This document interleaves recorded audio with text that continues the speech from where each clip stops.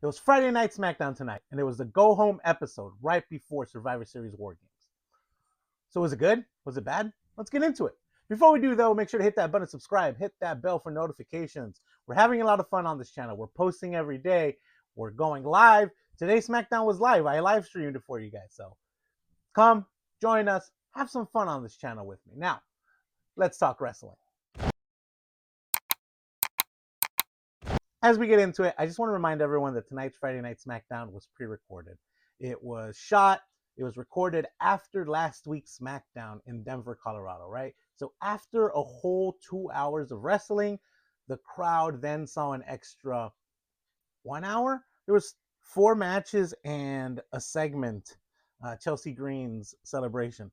And that last match was a whole half an hour. So it was at least an hour's worth of show after the show they had already seen.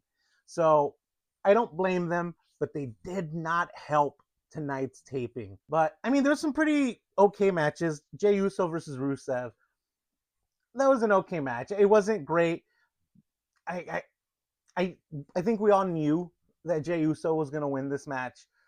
I was really hoping that Rusev would win it, mostly because he's new. We're pushing him, right? He has history with John Cena. I feel like there could have been a way for maybe the Vision to get involved. I know that it was pre-recorded, so that's probably why it didn't happen. But I feel like there could have been a way for, Logan Paul to get involved and cost Jey Uso that match, and therefore not making Jey Uso look weak, right? I know that the direction they're heading is another Jey Uso versus Gunther match, right? They're 1-1 at the moment. I know they want Jey Uso versus Gunther in the final of this tournament.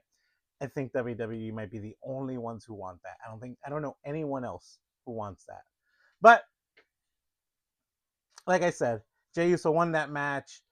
It was a fine match. It wasn't anything special. It also wasn't terrible, right? It was a typical Jey Uso match where he's getting beat down and he's getting beat down by Rusev, and then at the end he wins it. He does his little disgusting spit in the hand thing he does when he does the like punches and kicks and stuff, and then he does a frog splash and he won it 1-2-3, right? Jey Uso's the winner. Whatever, fine. So Jey Uso moves on to the next round. The other last time is now tournament match was LA Knight against mystery opponent, right? And like I mentioned in my video previewing tonight's SmackDown, right? Temper expectations because I did hear who that person would be. And I like that WWE didn't tease it to the very end. They didn't do like, oh, who's it going to be? And then it turns out to be The Miz. They had a backstage segment where the Miz kind of like sneaks himself into the match, right? Nick Aldis is doing the random, I'm going to say the random like balls thing. WWE, you need to lay off of it with your balls jokes, dude. We're not 12. This isn't the Attitude Era anymore. These jokes were funny back in the Attitude Era. And I know you think that everything that was funny then is funny now. Like Triple H is really banking on things that used to make his father-in-law laugh.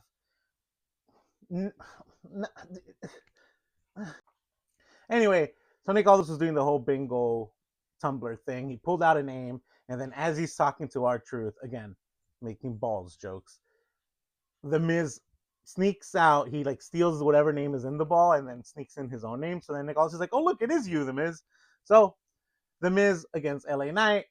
I like that they are pushing that whole like Miz wants to be a part of John Cena's last match because of their history. They do have a lot of history together. And I like that they're like not forgetting about it and not pretending like it's not there. The Miz loses. LA Knight wins.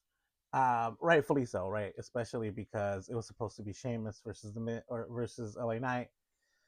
LA Knight wins in a decent match. It wasn't the best match either. The crowd was completely silent for this one, and I mean, whatever. So LA Knight against Jey Uso is what the next round is. Like I said, I think it'll be Jey Uso. Maybe it'll be a heel Jey Uso after whatever happens at Survivor Series War Games. That'd be fun, right? It'd be really fun if there was a different character in Jey Uso, or maybe LA Knight turns out to be the head of the Vision. That'd be amazing too, right? maybe we'll get two very completely different characters than we saw tonight next time these two face off. Like I mentioned, we also had Chelsea Green's championship celebration, right? A few weeks back, she was complaining that she won the championship. There were no fireworks, there was no fanfare. A completely fair complaint by Chelsea Green, by the way. She should have gotten more fanfare for winning. But anyway, as the first ever two-time U.S. women's champion, she called herself number 1 and number 4, which is awesome. U.S. women's champion. She was about to, set off fireworks. She had a Mexican flag, an American flag, and a Canadian flag, which was absolutely amazing because she's Canadian, she has a U.S. title, and she has the AAA mixed tag titles. So she does. She represents all three of those nations, right? I pledge allegiance to Chelsea Green. So love that. Love the little details there. She called for fireworks to go off. She counted them down, right? 3, 2, 1. And when she got to 1, no fireworks, but instead Jade Cargill's music hit. Jade Cargill came out. She beat Chelsea Green down. Fine. I thought it was fine. I mean, I think it's what we all expected. We all expected an interruption. I don't think any of us wanted it to be Jade Cargill, right? And the justification was that last week Chelsea Green was like, "I'm the best women's champion of all time," and Jade Cargill took offense to it. Whatever. I hated it. I thought that it should have been at least Julia, if not Nikki Cross, right? Like these are the two women that have been kind of in the behind the scenes in the background of the women's U.S. championship, right? She beat Julia for it. Julia's kind of been looking for it. She's been ducking Julia. And in the background of all of this, Nikki Cross has been around. So I felt like one of them should have interrupted. I think it would have been an even better moment if everything just went dark, right? Like the Wyatt Six tend to do, which we'll talk about later, and Nikki Cross appeared and just beat her down. I think that would have been amazing because I think that this title would be great on Nikki Cross. I think it would elevate her character, it would elevate the Wyatts. It would give her a story. She has no story. She's been here for what? How long have the Wyatts been on the roster? 6 months maybe? She's never had a story. So let's fix that, WWE. Nikki Cross deserves better. Let's push her. Let's have her go after this women's US championship. I think that would be an amazing idea. We also had a match for the women's War Games advantage between Charlotte Flair and Asuka. Some, pretty good backstage segments between the heel team within themselves, right? With Becky Lynch being like, "Listen, I'm the only one who's perfect in beating Charlotte Flair, blah, blah, blah, blah, blah." Great. I think this pushes Becky Lynch's character, her heel character. She's great as a heel. She's great as a face. I mean, Becky Lynch is she's one of the best women's wrestlers I've ever seen. I'm not the only one saying it. ESPN is saying it. Sports Illustrated is saying it. Everyone is saying it. Right? And then on the face side, we had a similar segment in the back with Alexa Bliss and Io Sky and Rhea Ripley, and was talking to Charlotte Flair about her match. And then they also get interrupted by AJ Lee, who's like, I guarantee that we're going to win tomorrow. I'm going to find a way to guarantee it. I don't know what that means, but I'm excited for it. You guys know how excited I am for this War Games match, for this PLE. Something big is happening. I can just feel it. Anyway, Charlotte Flair does get the win. It's a clean win too, which was really interesting because there was no interference by any of them, by any of the heels or any of the faces. I thought the heels would have interfered in some way, right? Maybe even Kairi Sane, but there was no interference. It was just a clean win by Charlotte, and the faces get the advantage. Not the way I would have booked it. I like it when the heels get the advantage on PLE or on War Games matches, but I guess because in the men's War Games match, the heels have the advantage, here we had to give it to the baby faces. And I do think that the baby faces are going to get the win tomorrow for this War Games match. So maybe that's how they book it, right? Is they have the advantage, and that's why they end up winning. But anyway, Charlotte Flair gets the win over Asuka. Fun match overall. Again, the crowd just wasn't into it, and that really hurt all of this. We finish it off with the MFTs against Team Sami Zayn in that elimination Survivor Series match, right? Like an old school throwback to the old Survivor Series matches where it was 5-on-5 elimination. Match was long. It was half an hour. I like that WWE went no commercials for this last half an hour for this match, because it really would have slowed down this match, and this match was already slow enough as it is. And again, the crowd really hurt this. I mean, this wasn't an amazing match, and at the end we almost had Sammy Hogan, right? Sami Zayn, just overcoming all obstacles and winning. The MFTs do get the win with Solo Sokoa pinning Sami Zayn at the end. But I think the first one eliminated, if I remember correctly, was JC Mateo, and then it was Shinsuke Nakamura with elimination. So then it was 4-on-4. Then they eliminate. I think it's the two Motor City Machine Guns they eliminate. So then it's Sammy and Rey Fenix, and then they eliminate Tonga Loa. So then it's Tama Tonga, Solo Sokoa versus Rey Fenix and Sami Zayn. Then Tonga eliminates Rey Fenix. So then it's just Sami Zayn against three people, and you're like, oh, this. Listen, we all knew how this was going, right? Like, WWE loves pushing the whole underdog Sammy thing. And I was scared that Sammy was going to take out all three of them and win the whole thing. Thankfully, he didn't. He did take out two. So Sami Zayn, he pinned Tama Tonga, which I don't understand because the other two dudes were just on the apron. Like, they could have broken up the pin. We saw broken up pins throughout the night. Why didn't they just break up that pin? Anyway, Sami Zayn pins Tama Tonga with a haluva kick. I think he does a Blue Thunder Bomb also.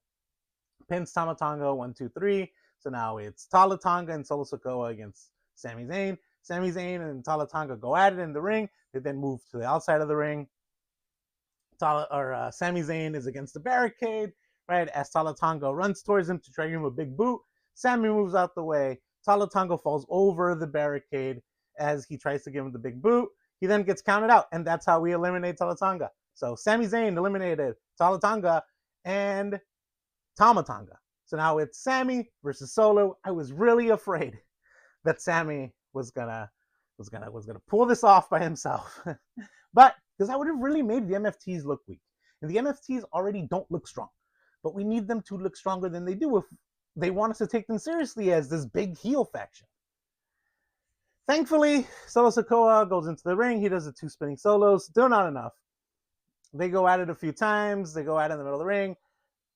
Sami Zayn gets the upper hand on Solo. At some point, Solo, out of nowhere, boom, spike to the neck. 1, 2, 3. Solo Sokoa wins the match for the MFTs. Perfect, great. He's celebrating. Then the fun part happens. Lights go down. Lights come up. And who's standing on the apron? The Wyatt Six. So it's the Wyatt Six minus Uncle Howdy, right? So the four others from the Wyatt Six standing at the apron. Solo's backing up. He's like, oh well, oh no. All right, I'm just going to leave. And then behind him, boom, Uncle Howdy. We haven't seen him in weeks. So I'm glad that he was here tonight. He gave him a Sister Abigail.